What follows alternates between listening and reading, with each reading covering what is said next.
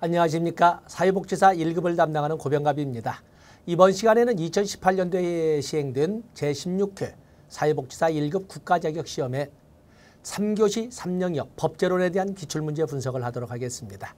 법제론이 가장 개정 영역이 많다 보니까 많은 사람들이 어렵다 하고 하기도 하지만 내용이 어렵다기보다는 그 3교시 마지막 시간이라는 것, 체력이 추위대로 떨어질 대로 떨어진 소진 상태에서 볼 수밖에 없는 시간이라는 점에서 부담스럽고 그중에 특히 법제론은 그중에서도 마지막 시간 아니겠습니까?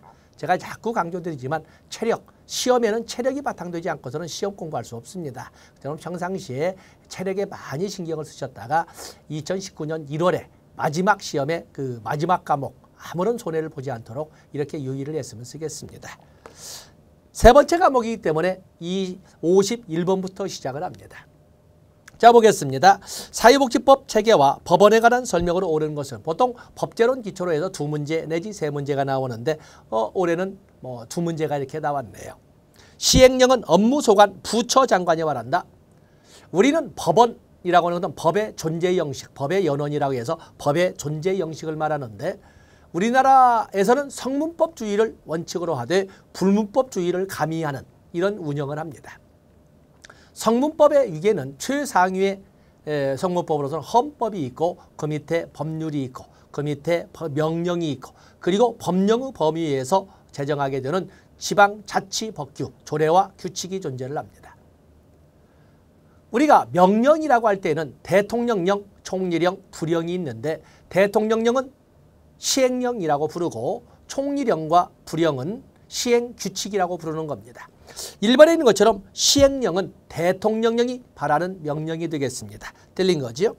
국무총리는 소관 사무에 대하여 법률의 위임이나 대통령령의 위임 또는 직권으로 총리령을 발할 수가 있습니다. 앞에 법률의 위임만 국한한다 해도 약간 수상합니다만 거기에 부령이란 말이 틀리죠. 총리가 발하는 명령은 총리령이라 하고 중앙행정관서의 장이 발하는 즉 장관이 발하는 명령은 시행규칙이라 해서 부령이라고 합니다. 틀린 거지요? 지방자치단체는 법령의 범위 안에서 자치에 관한 규정을 제정할 수 있다. 그렇죠? 지방자치단체 그중에 지방의회는 법령의 범위 안에서 조례를 제정할 수 있고 그리고 지방자치단체장은 법령과 조례의 범위 안에서 지방자치 규칙을 제정할 수가 있습니다. 맞는 거죠. 장애인복지법 시행규칙은 이건 시행규칙은 부령인데 보건복지부 장관이 발하는 겁니다. 지방의회에서 제정하는 것은 조례라고 하는 거죠. 5번에 국민연금법 시행령보다 국민연금법 시행규칙의 상위 이건 여러분들을 능멸하는 문장이 되겠네요. 답은 어쨌든 여기 옳은 것은 3번이 되겠습니다. 52번에 보시면 법률의 제정에 관한 헌법 내용으로 옳은 것은 법률은 자 우리는 삼권분립에 의해서 법률을 제정하는 입법부 국회와 법률을 집행하는 행정부, 보통 우리가 정부라고 그러죠. 그리고 법률을 적용하는 사법부로 이렇게 되어 있습니다. 법률의 제정은 당연히 법률은 국회에서 제정하는 겁니다. 대통령령이 제정한다, 대통령이 발한다는 것은 대통령령 시행령을 말하고 있습니다. 틀린 거죠. 대통령은 법률안의 일부에 대하여 제의를 요구할 수 있다. 정부가 법률안을 만들어서 법률안을 국회에 제출하게 되면 국회는 당연히 상임위원회와 본회의 의결을 거쳐서 법률을 의결하게 됩니다.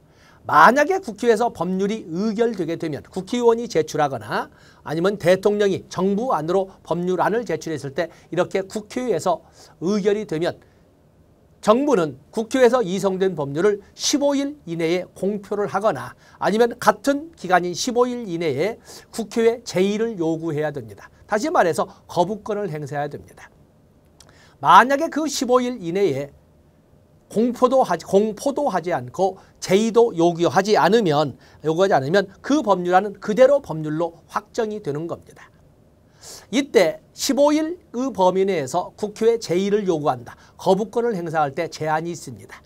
법률안은 국회에서 이송된 법률안 그대로 공포를 하든지 제의를 요구하든지 하는 것이지 그에 대해서 일부에 대해서 아니면 법률안을 수정해서 그렇게 제의를 요구할 수는 없습니다. 때문에 두 번째, 법률안은 일부에 대해서 제의를 요구할 수는 없습니다. 수정에서도 제의를 요구할 수 없습니다. 틀린 거죠. 국무위에서 의결된 법률안은 국무위에서 의결되는 것이 아니라 국회에서 의결되는 겁니다. 무조건 틀린 거죠. 법률은 특별한 규정이 없는 한 공포한 날로부터 20일을 경과함으로써 효력을 발생합니다. 20일 좋습니다. 대통령이 15일 이내에 제의 요구를 하지 아니한 때에는 그 법률안은 그대로 확정이 되도록 되어 있습니다. 틀린 거죠. 답은 4번이 되겠습니다. 53번에 보시면 국민기초생활보장법의 내용으로 옳은 것은 국회에 체류하는 외국인도 국외에 체류하는 외국인도 수급권자가 된다. 국민기초생활보장법에 보면 외국인에 대한 특별 예외 규정이 있습니다. 그러나 반드시 거기는 국내에 체류하는 국외가 아니라 국내에 체류하는 외국인으로서 제한이 됩니다. 그래서 국외가 틀린 거죠. 기준 중위소득은 지방자치단체별로 중앙생활보장위에 고시한 아니죠. 기준중위소득은 전 국민을 대상으로 보건복지부 장관이 중앙생활보장위원회의 심의를 거쳐서 고시하는 겁니다. 전국 단위로 보건복지부 장관이 중앙생활보장위원회의 심의를 거쳐서 고시하도록 되어 있습니다. 틀린 거죠. 지방자치단체도 고시하는 것이 아닙니다. 보건복지부 장관이. 주거급여는 국토교통부 장관이 관장을 합니다. 틀린 거죠. 보장기관, 국민기초생활보장법상 보장기관이라고 하는 것은 급여를 제공하는 국가나 지방자치단체가 되겠는데 실질적으로서는 시도지사나 시장군수구청장이 그 역할을 실행을 하도록 규정되어 있고 교육급여에 대해서는 시도 교육감이 보장기관의 역할을 하도록 이렇게 법률로 규정되어 있습니다. 보장기관은 자산유자가 자활에 필요한 자산을 형성할 수 있도록 재정적인 지원을 할 수 있지요. 이거 틀린 겁니다. 소관중앙행정기관의장은 수급자의 최저 생활을 보장하기 위하여 3년마다 소관별로 3년마다 이렇게 나와 있죠. 3년마다 소관별로 기초생활보장 기본계획을 수립하여 보건복지부 장관에게 제출해야 된다. 보건복지부 장관은 이에 대한 기본계획을 5년마다 수립을 하게 되는데 소관중앙행정기관의 장은 이 3년마다 소관별 기초생활보장계획의 기본계획은 3년마다 수립하도록 되어 있습니다. 답은 5번이 되겠습니다. 다음에 54번으로 넘어가 보시면 사회복지사업법상 사회복지법인 임원에 관한 내용이다. 가로 안에 들어갈 숫자를 옳게 짝재거든. 이건 뭐 수업시간에도 수업시간 많이 했습니다만 사회복지법인은 시도지사의 허가를 받아 설립할 수 있습니다. 사회복지법인의 임원은 대표이사를 포함한 이사 7명 이상, 감사 2명 이상 두어야 합니다. 만약에 결혼이 있을 경우에는 2달 이내에 보충하여야 합니다. 이사의 임기는 3년, 감사의 임기는 2년으로 하되 연임할 수 있습니다. 외국인 이사도 둘 수가 있는데 외국인 이사는 임원 현재 임원수의 현원의 2분의 1 미만이어야 합니다. 자, 이런 것들을 쭉 설명을 했는데 이사 7명 이상, 또 감사 임기 2년, 외국인 이사 현원의 2분의 1에서 뭐 722 찾아가면 되겠죠. 72. 답은 답은 3번이 되겠네요. 55번에 보시면 단답 나와 있네요. 사회복지사업법상 사회복지의 날 9월 7일 나와 있죠. 4월 20일은 장애인의 날, 10월 2일은 노인의 날, 6월 15일은 노인학대 예방의 날, 6월 15일은 노인학대 예방, 뭐 이런 단답이니까 넘어가고 56번에 보시면 사회복지사업법상 사회복지법인에 관한 설명으로 옳지 않은 것은 사회복지법인의 이사 중에 결혼이 생겼을 때는 2개월 이내에 보충해야 되죠. 2개월 이내 틀린 겁니다. 사회복지법인의 이사는 해당 법인이 설치한 사회복지시설의 장을 제외한 그 시설의 직원을 겸할 수 없다. 제가 설명을 할 적에 원칙적으로 사회복지법인의 임원은 겸직이 금지되는 것이 원칙입니다. 단 이사는 시설의 장은 할 수 있습니다. 원칙적으로는 이사나 감사는 어떤 직도 겸하지 못하는 것을 원칙으로 하지만 이사는 시설의 장은 겸할 수 있다 해서 맞는 것이 되겠어요. 시도지사는 임시 이사가 선임되었음에도 불구하고 해당 사회복지법인이 정당한 사유 없이 이 사유의 소집을 기피할 경우 이 사유의 소집을 권고할 수 있습니다. 권고할 수 있습니다. 이 사유를 소집할 수 있는 것이 아니라 시도지사가 이 사유를 소집할 수 있는 것이 아니라 이 사유의 소집을 권고할 수 있다. 거기다 액센트에서 함정 피해 가시게 됩니다. 다음에 해산한 사회복지법인의 남은 재산은 정관으로 정하는 바에 따라 국가 또는 지방자치단체에 구속된다. 이거 자주 달라는 문제지요. 사회복지법인을 설립하려는 자는 시도지사의 허가를 받아야 된다. 다 당연 문제 나와 있네. 옳지 않은 것 서비스 문제로 첫 번째 아주 착하게 1번에 2개월 이내에 보충하여야 합니다. 57번으로 가서 보시면 사회복지사업법상 사회복지시설에 관한 내용으로 옳지 않은 것은 자, 사회복지시설은 국가나 지방자치단체가 설치 운영할 수 있습니다. 국가나 지방자치단체 유유자가 사회복지시설을 설치 운영하고자 한다면 시장, 군수, 구청장에게 신고하면 됩니다. 신고하면 되죠. 국가나 지방자치단체가 설치 운영하는 사회복지시설은 위탁경영, 비영리법인이나 사회복지법인의 위탁경영에 갈 수 있는데 그 위탁 계약 기간은 5년을 원칙으로 하되 갱신할 수 있도록 규정하고 있습니다. 자, 보겠습니다. 국가는 사회복지시설을 설치 운영할 수 있습니다. 틀린 거죠. 사회복지시설의장은 상근하여야 됩니다. 아까 이사도 겸할 수 있는 사회복지시설은 상근입니다. 상근. 오는 거 답은 2번이군요. 사회복지시설 운영자는 지진에 의한 물적 피해의 책임을 이행하기 위하여 책임보험에 가입해야 된다. 사회복지시설의 운영자는 책임보험에 가입해야 되는데 책임보험에 가입해야 되는 그 이유는 화재로 인한 손해배상 책임을 이행하기 위해서 또는 화재 이후에 기타 안전사고로 인하여 발생하게 되는 생명이나 신체에 관한 이런 책임을 이행하기 위해서 책임보험을 드는 것이지 신체나 생명이나 신체에 대한 이런 책임을 이행하기 위해서 드는 것이지 자산에 대해서 물적 자산에 대한 것을 가지고 하는 것은 아닙니다. 물적 피해 이건 관련 없습니다. 틀린 거지요. 보건복지부 장관은 사회복지시설에 대하여 정기 및 수시 안전점검을 실시한다. 사회복지시설에 대한 정기 및 수시 안전점검은 시설의 장이 하는 것입니다. 어떻게 보면 맞는 것 같은데 아닙니다. 사회복지시설에 대한 정기 안전점검, 수시 안전점검은 시설의 장이 하는 겁니다. 지방자치단체가 설치한 사회복지시설은 비영리법인에 위탁하여 운영하여야 한다가 아니라 위탁 운영할 수 있습니다. 단지 그 운영계약은 5년을 원칙으로 하되 갱신할 수 있다. 하여야 한다가 아니라 할 수 있다. 재량행위로 틀린 겁니다. 답은 2번이 되겠어요. 조심 법률령은 기속행위와 재량행위 잘 구별하셔야 됩니다. 58번에 보시면 다음 중 국민건강보험법상 국민건강종합계획에 포함될 사항으로 모두 고른 것은 사실은 58번은 그냥 문제로 기출문제가 나왔으니까 같이 언급은 하겠습니다만은 국민건강보험법상 국민건강기본계획은 보건복지부 장관이 5년마다 수립하면서 법률에 보면 종합계획에 포함될 내용으로 대통령령까지 해서 9가지를 쭉 나열하고 있는데 학습의 부담이 큰 더욱이나 직장과 더불어서 수험활동을 하고 있는 여러분들에게 권장하기는 좀 부담스럽습니다. 자, 그래서 이 58번 문제는 뭐다 어떻다라고 이런 배경 지식을 하는 거 읽어드리는 거기 때문에 여러분들이 제시된 자료를 참조해서 도움을 받으시기로 하고 수험 내년을 대비해서 권하지도 않겠습니다.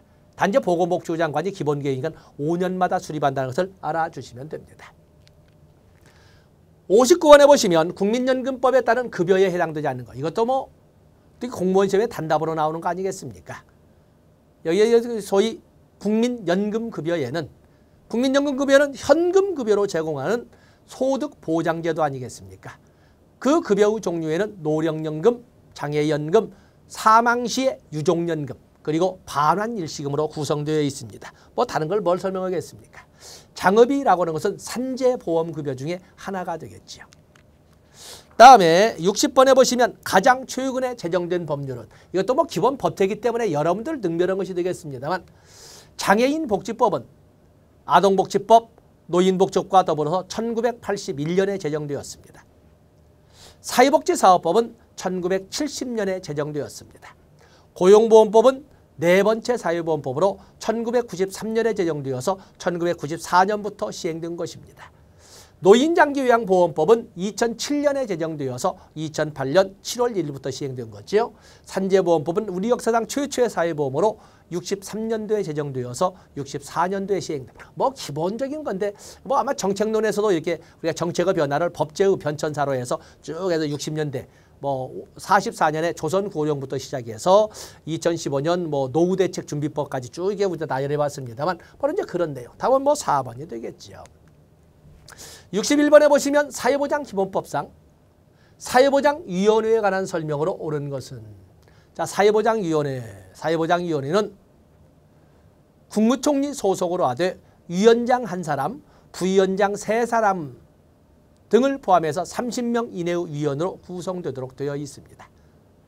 부위원장은 기획재정부 장관, 교육부 장관, 그리고 보건복지부 장관으로 하도록 되어 있습니다. 한번 보겠습니다. 사회보장위원회는 국무총리 소속으로 합니다. 옳은 것을 잡고 있군요. 부위원장은 기획재정부 장관, 교육부 장관, 보건복지부 장관 되어 있습니다. 이것도 틀린 거죠. 보궐위원회 임기. 이 사회보장위원회 임기는 2년으로 하는데 보궐위원회 임기는 전임자 잔여 기간을 임기로 합니다. 전임자 임기의 남은 기간을 임기로 한다. 이것은 그냥 그 위원회 원칙적 임기를 말한 틀린 거죠. 공무원인 위원회 임기는 1년이 아니라 재임 기간을 임기로 합니다. 사회보장위원회는 위원장 1사람, 부위원장 3사람, 행안부 장관, 고용노동부 장관, 여성가족부 장관, 국토교통부 장관을 포함한 30명 이내의 위원으로 구성한다. 답은 5번이 되겠습니다. 다음에 62번에 보시면 사회보장기본법의 내용으로 옳은 것은 자 지방자치단체장은 사회보장 제도를 신설할 경우 신설의 타당성 등에 대하여 보건복지부 장관과 새로운 사회보장 제도를 만들 때 보건복지부 장관과 신설에 대해서 협의를 해야 됩니다. 만약에 협의 과정을 통해서 조정이 되지 않으면 어떻게 할 것이냐, 협의가 이루어지지 않으면 어떻게 할 것이냐, 이럴 때는 대통령이 아니라 국무총리도 아니라 사회보장위원회에서 조정하도록 되어 있습니다. 중요 표시하시고 넘어가셔야 됩니다. 사회보장위원회에서 조정해야 됩니다. 알겠지요? 그래서 개별적으로 출제될 수 있는 문제가 되겠습니다. 보건복지부 장관은 사회보장급여 관련 업무에 공통적으로 적용되는 기준을 마련할 수 있습니다. 이건 맞는 것이 되겠어요. 사회보장위원회는 관계법령에서 정하는 바에 따라 다른 사람에게 양도금지, 담보 제공금지, 압류금지, 사회보장 수급권은 일신 전속이기 때문에 압류금지, 양도금지, 담보 제공금지 여러 차례 말씀드려 틀린 거죠. 양도할 수 없고 담보로 제공할 수도 없습니다. 사회보장 수급권은 포기할 수도 있고 그리고 그 포기를 취소할 수도 있습니다. 자, 이건 틀린 거지요. 사회보장 수급권은 원칙적으로는 제한되거나 정지될 수 없지만 관계 법령에 정하는 바에 따라 제한되거나 정지될 수 있다라고 이렇게 여러 번 강조를 했습니다. 틀린 거죠. 여기서 답은 2번이 되겠습니다. 63번으로 넘어가 보시면 다음은 사회보장기본법상 어떤 용어에 관한 조항인가? 예상대로 나왔지 않습니까? 예상대로 나왔습니다. 사회보장기본법은 전체가 문제의 보고라고 하지만 그중에서 특히 중요하다는 것이 사회보장기본법 제3조 사회보장입니다. 사회보장에서 사회보장의 정의가 나와 있는데 사회보장이란, 사회보험이란, 공공부조란, 사회서비스란, 그리고 새로이 신설된 평생사회안전망이란 하나하나가 다 출제 비중이지만 그중에 특히 사회서비스와 평생사회안전망이 반드시 나옵니다라고 했었는데 이번에 사회서비스가 이렇게 나왔네요. 자, 여기는 어떤 사회보장기본법 제3조에 있는 국가, 지방자치단체 및 민간 부분에 도움이 필요한 모든 국민에게 대상 나와 있지요. 모든 분야에서 인간다운 생활을 보장하고 생활, 재활 등의 다양한 영역에서 다양한 영역을 통하여 삶의 질이 향상되도록 지원하는 제도를 사회서비스라고 한다. 그래서 노트 정리할 적에 대상, 도움이 필요한 모든 국민, 저쪽 나와 있죠. 그게 국가의 도움이 필요하던 지방자치단체의 도움이 필요하던 민간 부문의 도움이 필요하다. 목적은 두 개지요. 모든 영역에서 모든 분야에서 인간다운 생활을 보장하고 다양한 방법을 통하여 삶의 질을 향상되도록 지원하는 것을 목적으로 하는 것이 사회 서비스가 되겠습니다. 뭐 예상대로 출제된 문제. 어떤 사회보장 기본법 제3조는 어떤 이유를 대서라도 그냥 입에 붙어 있어야 됩니다. 집에 붙어야 됩니다. 여기 1급과 더불어서 동무원을 준비하시는 분이 있다면 뭐 말할라요. 이건 마지막 3차 시험에서도 나오는 영역이 되겠어요. 64번에 보시면 사회보장 기본법의 내용으로 옳지 않은 것은 국내에 거주하는 외국인에게 평등주의 원칙에 따라 사회보장 제도를 적용해야 된다. 외국인에 대한 사회보장 적용은 상호주의를 원칙으로 하지만 모든 외국인은 아니고 국내에 거주하는 외국인에 대한 사회보장 제도의 적용입니다. 국내의가 나와요. 아주 3교시 3영역 마지막 시험에 떨어질 대로 떨어진 체력을 이용한 함정 문제가 되겠어요. 함정 문제입니다. 이럴 때 이런 글자 하나를 가지고 운명이 바뀌어져서는 안 돼요. 국가와 지방자치단체는 공공부문과 민간부문의 소득보장제도가 효과적으로 연계되도록 하여야 한다. 그렇지요? 소득. 좋습니다. 좋습니다. 국가와 지방자치단체는 지사회보장제도를 시행할 때 가정과 지역 공동체의 자발적 복지활동을 촉진해야 된다. 사회보장에 관한 다른 법률을 제정하거나 개정하는 경우에는 사회보장 기본법에 부합되도록 하여야 한다. 자, 이 말은 뭐냐면 사회보장 기본법은 사회보장 관련 모든 법령의 상위법의 지위에 있다는 것을 명기하고 있는 것입니다. 모든 국민은 자신의 능력을 최대한 발휘하여 자립, 자활할 수 있도록 노력하여야 한다. 나 좋습니다. 뭐 어쨌든 옳지 않은 거니까 국내, 의자가 틀린 거죠. 의자가 틀린 것이 되겠어요. 다음에 65번으로 넘어가 보시면 노인 장기요양보험법의 내용으로 옳지 않은 것은 노인 장기요양보험법의 내용으로 옳지 않은 것. 장기요양사업이란 장기요양보험료 국가 및 지방자치단체의 부담금을 재원으로 하여 노인 등에게 띄어쓰기 어때요? 띄어쓰기 없이 노인 등이 하는 띄어쓰기 없는데 띄어쓰기 없는 노인 등에게 장기요양급여를 제공하는 사업을 말한다. 좋습니다. 장기요양보험 사업의 피보험자는 국민건강보험법에 따른 국민건강보험공단으로 한다. 어떻습니까? 이것은? 이것도 함정을 받지. 우리나라의 의료보장인 의료보험은 1963년에 법률은 제정되었으나 시행이 되는 것은 1977년에 가서야 시행이 됩니다. 그때는 다자보험자주인 조합주의로 운영이 되지요. 직장의료보험조합, 지역의료보험조합, 그리고 공무원 의료보험조합이 따로따로 있었습니다. 보험자가 각자 있었지. 말하자면 비스마르크 사회보험 중에 질병보험처럼 공제조합주의, 금고주의였어요. 조합주의였어요. 우리나라. 그러다가 2000년부터 국민건강보험제도로 바뀌어 운영되면서 전면 통합주의로 바뀌면서 단일보험자주의로 바뀝니다. 우리나라의 의료보장의 원칙적 단일보험자는 국민건강보험공단 하나만 있습니다. 자, 여기 지금 뭐라고 되어 있습니까? 국민건강보험의 가입자나 노인장기요양보험의 가입자는 동일합니다. 국민건강보험의 관장이나 노인장기요양보험의 관장은 똑같이 국민연금처럼 보건복지부 장관이 합니다.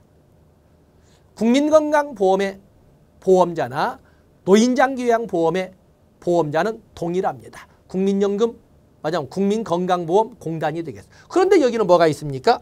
바로 피보험자라는 말이 나와요. 이건 있어서는 안 되죠. 건강보험과 장기요양보험 사업의 보험자는 단일보험자, 건보공단이다. 이렇게 이것도 역시 3교시 3영역을 이용한 아주 비도덕적인 이런 함정 문제가 되겠어요. 국가는 노인성 질환 예방사업을 수행하는 지방자치단체에 소요되는 비용을 지원할 수 있습니다. 장기요양급여는 노인 등이 가족과 함께 생활하면서 정상화의 이념이지요. 가정에서 장기요양을 받는 재가급여를 우선적으로 제공해야 된다. 기본 이념에서 적정 제공의 원칙, 재가급여 우선 제공의 원칙, 그리고 의료 서비스 연계 제공의 원칙 세 가지가 나오는데 그중에 재가급여 우선 제공의 원칙을 같이 넣네요. 자, 여기서 옳지 않은 것은 바로 아주 비도덕적인 P자를 넣어서 함정을 판 2번이 되겠습니다. 다음에 5번에 보시면 보건복지부 장관은 장기요양사업의 실태를 파악하기 위하여 3년마다 장기요양인재에 관한 사항에 대하여 조사를 정기적으로 실시하고 결과를 공표하여야 한다. 다 도덕경이다. 다 읽어볼 수 있습니다. 다음에 66번으로 가서 보시면 산재보험법상 업무상 재해를 입은 근로자 등의 진료, 요양, 재활사업을 수행하는 기관은 산재보험법상 고용노동부 장관의 업무를 위탁받아 시행하는 기관을 우리가 근로복지공단이라고 합니다. 고용노동부 장관의 위탁을 받아 바로 산재보험법의 목적을 달성하기 위하여 산재보험법의 목적 사업을 달성하기 위하여 설립한 것을 근로복지공단이라고. 뭐 이거 단답이기 때문에 여기를 틀리지는 않았겠지요. 67번에 보시면 다음은 고용보험법상 이직한 피보험자의 구직급여 수급 요건의 하나이다. 숫자를 발행하여 하는 것은 고용보험은 기본 조건이 일정 기간의 피보험, 말하자면 고용활동, 말하자면 일정 기간의 고용활동이 증명돼야 돼요. 다시 말해서 일정 기간의 피보험 단위 기간이 증명되어야 실업급여의 핵심인 구직급여를 받을 수가 있습니다. 구직급여를 받을 수 있는 기본 전제 조건은 마지막 이직일 18개월, 이걸 기준기간이라고 그러죠. 마지막 이직일 이전 18개월 중 피보험 단위 기간이 180일 이상을 요구하고 있습니다. 뭐 지금 그 문제를 물어보고 있는 겁니다.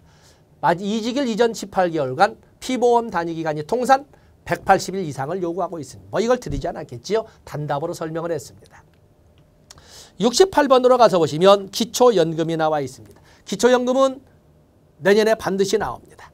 기초연금, 현재 기초연금과 장애인연금의 연금액은 2018년도 연금액은 25만 원으로 법률로 규정되어 있습니다. 그런데 현재 문재인 정부에서는 바로 기초연금의 개정을 내년 4월 1일부터 시행되도록 내년에 개정할 것이 아니라 앞당겨 개정하겠다. 30만 원으로 맞춰보겠다라고 지금 이거 아주 공공연히가 하고 있고, 야당의 입장에서도 노인들 지금 고령화되어서 노인사회가 되는 과정에서 노인들에게 돈을 더 주겠다는데 반대할 명분이 없는 거예요. 그렇기 때문에 보나마나 30만 원으로 오를 것이고, 기초연금에 대해서는 반드시 노령사회의 이런 그 특징으로 내년에 또 축제가 될 겁니다. 한번 보겠어요.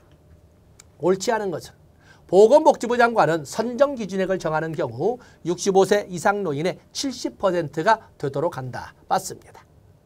기초연금으로 지급받은 금품은 압류할 수 없지요. 왜냐하면 이거는 공공부조잖아요. 다음에 기초연금의 지급이 정지된 기간에는 기초연금을 지급하지 아니한다. 기초연금 수급권자가 국외로 이주하거나 사망하거나 또는 국적을 상실할 경우에는 기초연금 수급권을 상실합니다.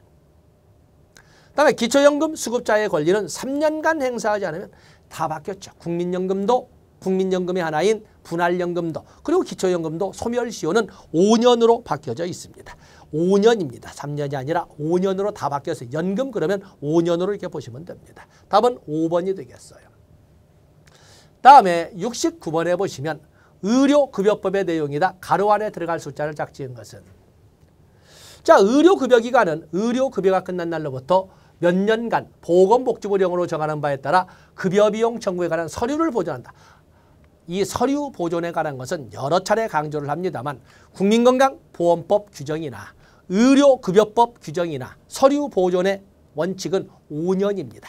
단 약국 처방전은 3년간 보존하도록 똑같이 규정되어 있습니다. 국민건강보험법에서도 의료급여법에서도 서류 보존의 원칙은 5년이다. 약국 처방전은 3년으로 이렇게 규정하고 있습니다. 5년, 3년, 5년, 3년. 답은 4번이 되겠어요. 70번에 보시면 장애인 복지법의 내용으로 옳지 않은 것은, 중앙행정기관의 장은 해당 기관의 장애인 정책을 효과적으로 효율적으로 수립 시행하기 위하여 소속 공무원 중에 장애인 정책 책임관을 지정할 수 있습니다. 제목 장애인 정책 책임관이에요. 중앙행정기관의 장.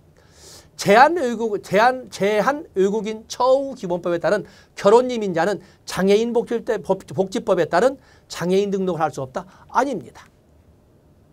외국인도, 국내에 체류하는 외국인도 장애인 등록할 수 있고 특히 결혼 이주 여성이라고 해서는 결혼 이민자 장애인 등록할 수 있습니다.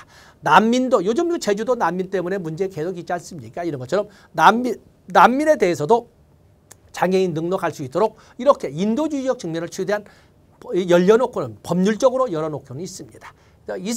틀린 거고 국가와 지방자치단체는 장애 정도가 심하여 자립하기가 매우 곤란한 장애인이 필요한 보호 등을 평생 받을 수 있도록 정책을 강구해야 이건 도덕적이기 때문에 이걸 틀렸다고 할 수는 없지요.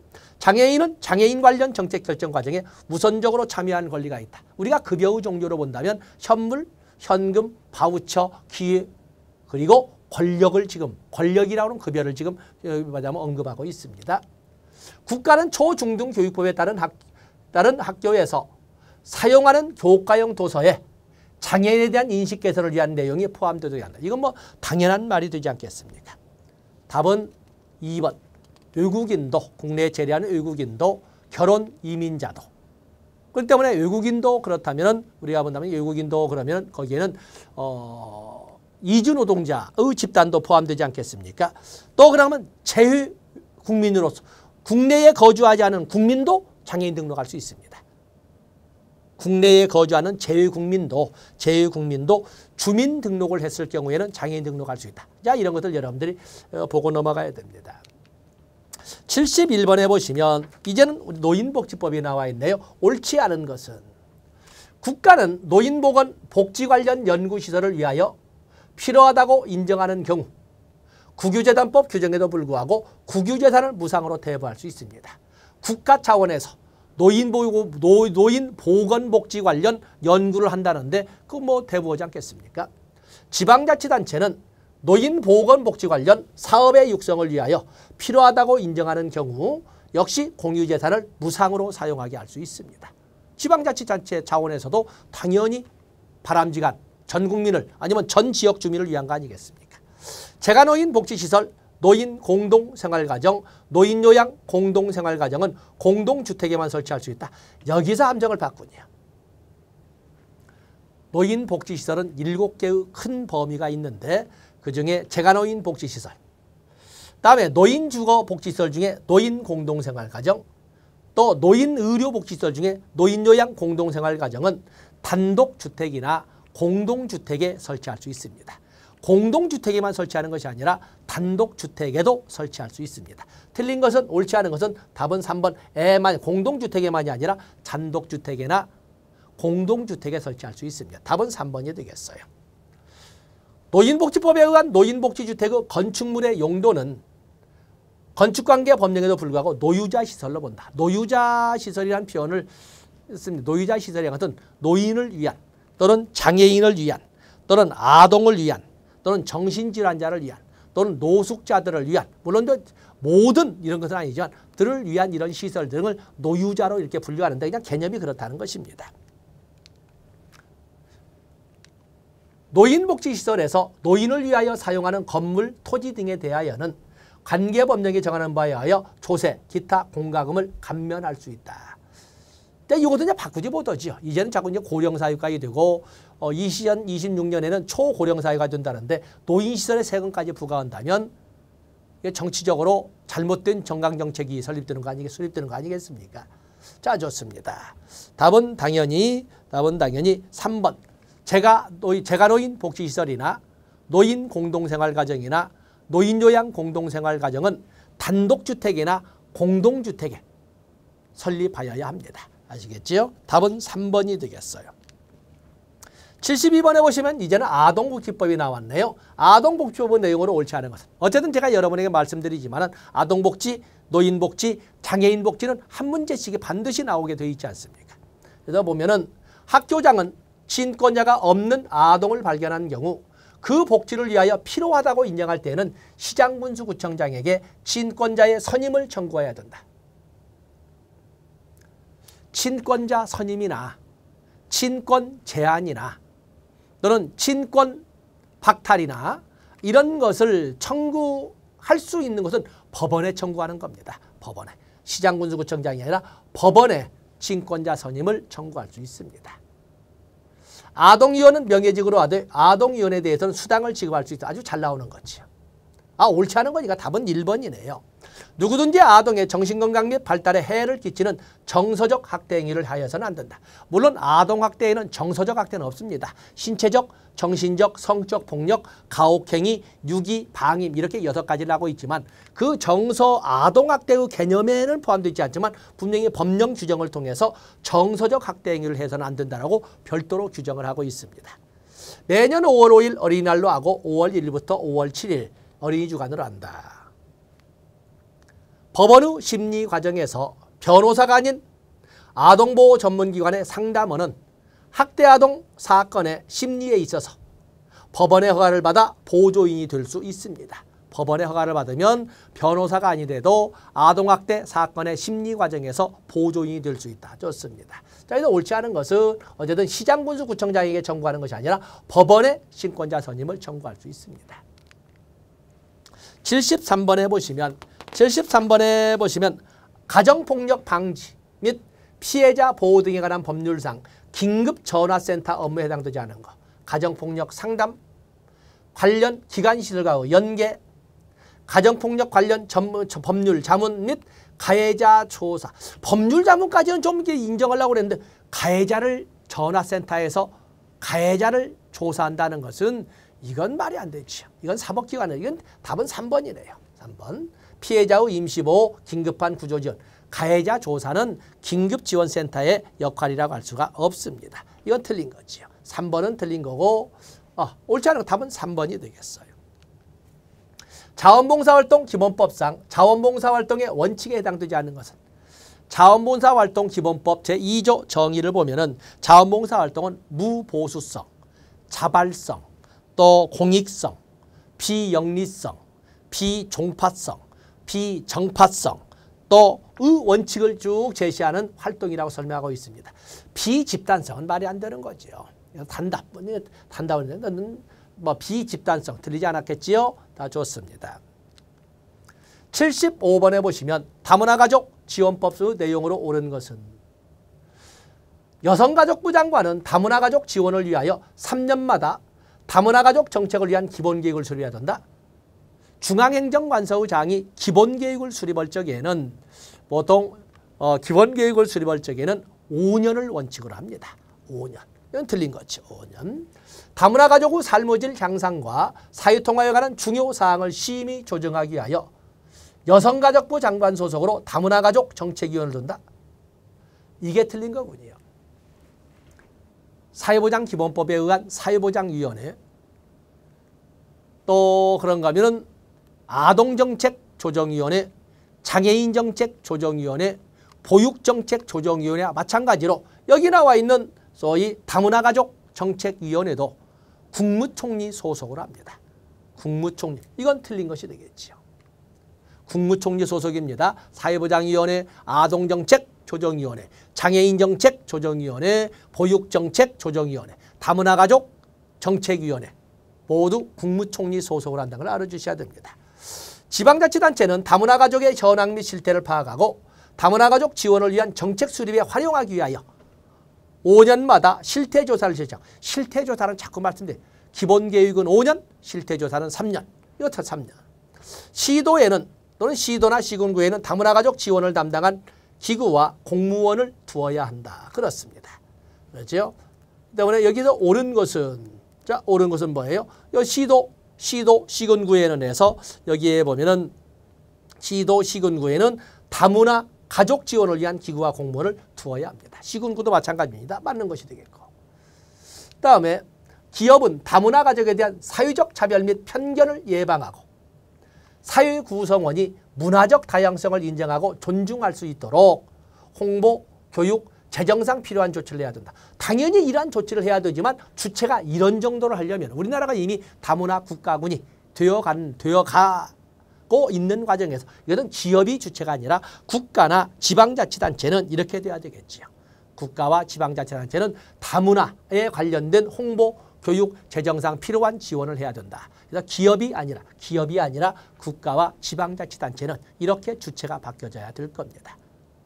자, 이렇게 해서 이번 시간에는 2018년도에 시행된 제16회 사회복지사 1급 국가자격시험의 3교시 3영역 가장 어렵다고 하지만 막상 풀어보니까 어렵다기보다는 착각만 하지 않으면 세 문제는 막 맞고 가는데 하는 영역이거든요. 그래서 법제론의 기출문제, 그중에 함정 영역을 피해가는 부분, 그리고 출제 빈도를 말하자면 한번 가늠해 볼 수 있는 이런 기회를 받습니다.